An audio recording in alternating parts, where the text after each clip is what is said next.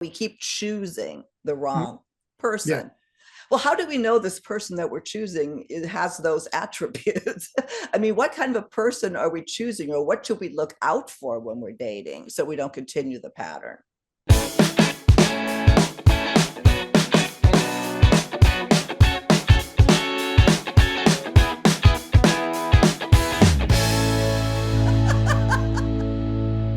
Thank you so much for joining us today on Second Act TV. I'm so happy to welcome back Dr. Gary Salyer, the author of Safe to Love Again. Gary, thank you for being here again. Oh, it's such fun. I mean, the pre-game warm-ups are worth the price of admission with you. Gary, I've had numerous people ask about, unhappy relationships. I have this pattern. I keep choosing. I can't get out of an unhappy relationship because, especially at this time in life, and for our viewers, we have a long history. We know what a pattern might be, or we know maybe we've recognized we do this over and over. And perhaps, there are very, should I say, conscious reasons why we can't leave, financial, whatever, don't want to hurt the parents or the people or the kids. But really, a lot of what our patterns do, what's driven, is unconscious stuff. So let me throw it over to you. Let's briefly talk about what lies underneath, and then let's get into specifics as to why we continue to do this. Yeah. Well, you're right. By the time you get 50, you have a track record. Mm-hmm. And most people can recognize their individual Groundhog Days. I ask them sometimes, a new client, what's your Groundhog Day? They know exactly what I'm talking about. Well, it always happens like this. Here we go again if they're a couple, right? Mm-hmm. Now, there's a boatload of reasons why, we can't get out of a bad relationship, why we can't leave, right? And I could have written a whole second book on this. There are, like you said, practical reasons. My least favorite ones, I don't want to hurt the kids. So I'll show them a bad or a relationship. I'll show them what horrible or just disconnection looks like, and I'll damage them that way. So just point out that that's not always the case. And a lot of times when people say there's financial reasons, there can be. And sometimes that's the feeling of unworthy. Well, I'm not worthy of a good job. And when they can't make money, then they get stuck in, and they're the same thing. I'm not worthy of good love. I'm not worthy of good money. Right. So let's just point out a few things here. Now, when people can't leave, we could always point to the obvious critter, and that's a fear of abandonment. If I am by myself, not so good things happen. It's an old feeling, usually from childhood.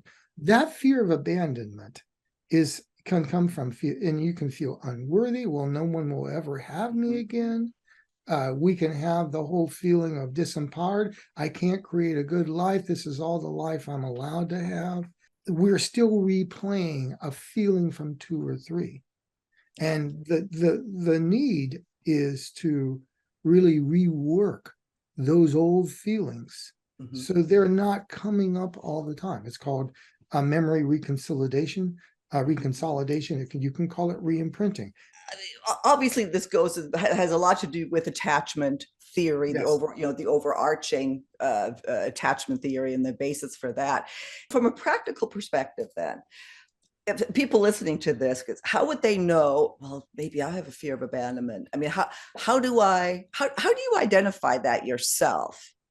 What are there signs that are different than just being anxious? Or when you should leave, but then some part of you just has to go make a repair, and you don't know why. It's a gut level gnawing feeling. Oh my God, this feels terrible. And the feeling, if you analyze it, it's just not survivable. And then some part says, well, I better repair this at all costs. And you get a fawn response, or you get a fight response like the anxious. It's that it starts with after the conflict, and you realize there's the beginning of a break, or there's been a repair, or someone walked out the door, and there's that gnawing feeling like you're going to throw up, or like the bottom fell out of your stomach. And that primal feeling that's been loaded up here is now in your gut. says, oh my God, this is unsurvivable. I got to get him back, get him back. Mm. And then that keeps you, and then you make your repair. But if it's a bad relationship that isn't that fixable, it keeps you in. Now, there's other reasons too, Silken. Mm-hmm. Sometimes people can get addicted to pain. Mm. These are people that either as a child or as a young an adult, they learn that their model for love is it's pretty painful, Mm. and they learn to survive. It's a survival thing. Their brain learned to survive painful relationships, and so in order for their brain to get a hit of survival, this is, I can survive this. They have to choose a painful relationship. And because pain and love have been bonded together, associated, Mm-hmm. as I had to tell one client, so you have this pattern of feeling totally unloved, you want to leave, and then when you finally you both of you get, exhausted and you make the repair, then you feel loved. Mm-hmm. Oh, if I have a horrible moment and then there's a repair, I'll be loved. That was her complex equivalent. It's not the first time. And I remember saying to several clients, so what you're telling me is you have to feel pretty much totally unloved in order to feel loved. Mm. And this is now when love is called a complex equivalent, is Mm-hmm. associated with the moment. If their brain made the moment of an association, I know I'm loved because they said I'm sorry after they hurt me. That is so interesting. I always had an aha moment there for a minute, and I wonder if some of our viewers heard that as well. Is that you can't feel love, or you, unless you're in like a make-up mode, and like you said, a repair mode. That is demonstration of love. So you have to go through. I mean, that is so interesting. Think of a child or a young adult. It can happen as a young, but a lot of times it happens somewhere in childhood. Your brain is looking, what signs of love, what signs of, you need these two giants, these two parents to love each other. And it's a horrible relationship. You can't see it when he's beating on her. You can't see it when she's cheating to make him pay back. You can't see it when they're arguing. You can't see it when they're walking away and yelling and screaming and breaking. But the moment they say, oh, honey, I do love you. I'm so sorry. There's love. There's love. That's where, and instead, and the brain, in search of needing that confidence that my parents love me. That's early on, that's neat. Bam. That's where the fusion of repair and love. And if it was really horrible first in the brain, starts to associating it in that way. Yeah. Now, and it can happen. I've seen it happen with adults. They get in a bad relationship. They've usually had a not so good relationship, mom, maybe not as bad as I just painted. And then, but some part gets a little addicted to that repair. What do you have to repair? You have to have the disrepair. Wow. And so interesting. You can't leave because some part is saying, I'm waiting for the repair so I can feel loved, rather than a full right of what I call a right to love and be loved back. They don't have a full right to know that repair should be, and disrepair, all couples have them, but they shouldn't be the main menu of the day. Wow. Day after day. Well, and what you've been describing, then people that are in relationships, this is how it builds. This is, they maybe even recognize the pattern, but you're kind of stuck in it. But if you're choosing, say you're out there, we're looking for love. So many of our audience is looking for love. Mm-hmm. You've told me that we keep choosing the wrong person. Yeah. Well, how do we know this person that we're choosing has those attributes? I mean, what kind of a person are we choosing, or what should we look out for when we're dating so we don't continue the pattern? Well, I have always said attachment is based on 4 feelings: welcome, worthy, cherished, and empowered. You add those 4 up, you feel lovable. Mm-hmm. When you are constantly choosing a bad relationship, you check in with your feelings. At some point in time, your brain learned to feel unwelcomed, or unworthy, or not so cherished, or unprotected, or disempowered, or unlovable. feel in. If you're feeling any of those, and be honest with yourself, then you know. Then you know, oh, that's that old missing right. I don't have a right to feel worthy and to have my needs met. Then it's time to go seek the help so you can upgrade to have a better GPS for love. It is always feelings that are guiding us back into that. And you can you can get it in a variety of ways. At one point in time, things weren't so safe. You didn't feel cherished. You didn't feel protected. And so distance was your best way to know when you were safe in a relationship. So the way to know what's underneath Groundhog Day is just notice what's the feeling I've typically had. We get into mental games. Well, is it this pattern, that pattern? Is it part of this, that? You can read I've read 5 attachment books, and I think, well, it fits what Sue Johnson says here, and it fits, what the Gottman say here. No. It's simpler than that. And usually that goes back to a previous relationship or childhood. So maybe your picker is wrong, and you keep to, like, even if somebody treats you bad right from the start, or is sarcastic, or you're drawn to that because that's what you associated with love. That's how you choose the wrong person again. Is that kind of what you're saying? It's kind of what I'm saying. What I'm saying is the picker is based on what I call the GPS for love. 4 feelings. Okay. Whatever feeling you were given as a child, that becomes your compass. So that works real well if you had great parents who were secure and they gave you welcomed, worthy, cherished, and empowered. But the problem is whatever feeling your brain got is what it uses.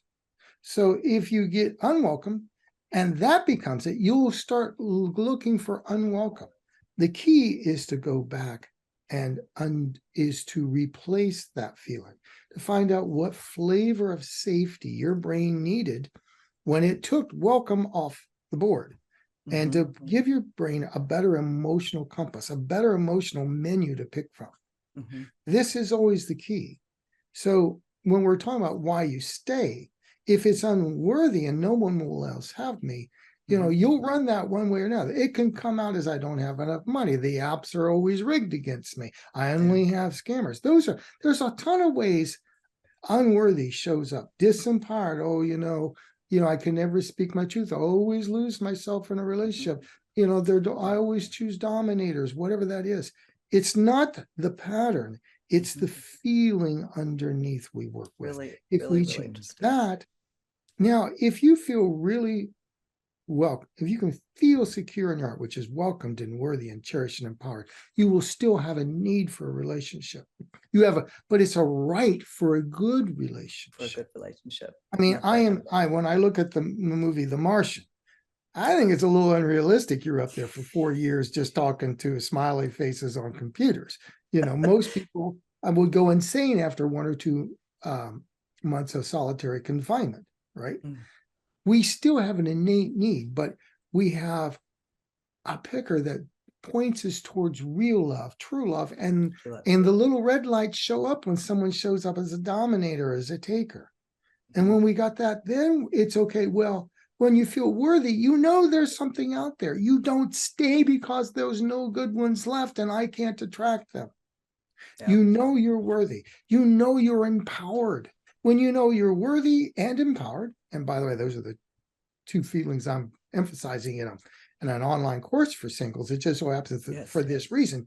If you've got to have both worthy and empowered to find real love. You have to be worthy of knowing someone truly loves you. But if you only feel worthy, then all you're going to run is vision boards and all that stuff if you don't feel empowered. Now, if you feel empowered, now you can get into action. Now, if someone treats you bad and they ghost you, you don't say, "Oh, I'm unworthy." You go, "No, that was their problem," right? So when you feel welcomed and worthy, it allows you the resilience to stay and find the right one, and you're not clinging to the first person that gives you a second date. Yeah. Well, and I know you cover this in detail in your book too, which I'll be certain, of course, to link to. That people can get a lot of information there. So depending really on what it is that's keeping you choosing unhappiness, you may want to go see a therapist, right? Yeah. you know, you'll most of us, the way I put it is, most of us had a village that helped us create our attachment styles. Mhm. If we're going to redo our attachment style and give ourselves rights to better love, we'll take a village of support. Now, people like me, you know, therapists, coaches, that can be part of your village. Getting really good friends. If you've got a bunch of non-secure ones, that maybe you need to upgrade your friends. Maybe, you know, you can be part of the support package, can be the really good books and the online courses or stuff. The point is you need a village of support.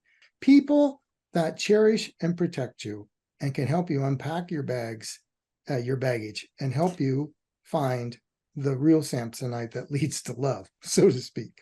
That's a great way to sum it up, Gary. We are at the end of the segment. I was going to say, you know, is there anything else you want to say? But I don't know how you could say it any better than that. The only thing I would say, if you're dealing with being in the same, don't judge yourself, realizing at one point in time, I've said it before on the show, it was the best deal available. And now you just want to help your brain find a better deal. Thank you, Gary. I always appreciate your time. I look forward to the comments on this, see what our viewers have to say and the questions that we're going to get. And I look forward to our next segment on Second Act TV.